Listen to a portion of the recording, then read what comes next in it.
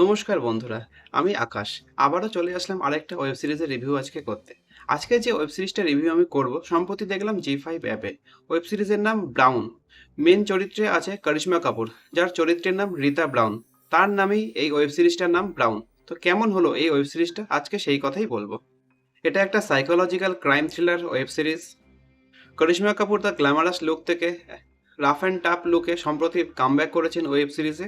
সাথে আছেন সূর্য শর্মা আর আমাদের বাংলার যিশু সেনগুপ্ত।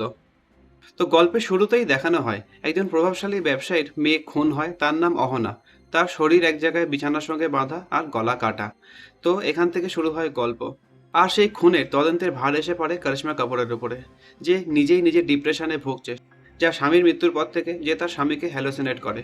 আর সাথে তার সাথে হেল্প করতে আসে অর্জুন, সেও এক ট্রমায় ভুগছে। তো এই দুজনই ট্রমায় ভুগছে এবং তাদের কাছে এই কেসটা গেছে সলভ করার জন্য। তো এই খুন নিয়ে গল্পটা এগোতে থাকে, এতে নতুনত্ব আর কিছু নেই। এবার আসি পজিটিভ দিক কি। পজিটিভ দিক আমার যেটা মনে হলো করিশ্মা কাপুরের অভিনয়। পুরো গল্পটা তিনি একাই টেনেছেন। ডিপ্রেশনে ভোগা চেন স্মোকার অ্যালকোহলিক হিসাবে যে চরিত্র তিনি ফুটিয়ে তুলেছেন সেটা খুব সুন্দর। আর সাথে অর্জুন অর্থাৎ সূর্য শর্মা যে অভিনয়টা করেছেন সেটাও খুব ভালো লাগবে আপনাদের। এছাড়া যিশু সেনগুপ্ত, আমাদের বাংলার খরাজ, এরাও এই ওয়েব সিরিজে আছে এবং আমাদের বাংলার আবিরকেও একটা ক্যামিও রোলে দেখতে পাবেন।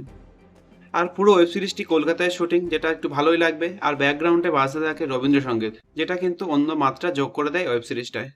এবার আসি নেগেটিভ দিক। প্রচণ্ড স্লো গল্প, প্রায় 5.5 ঘন্টা চলতে থাকে।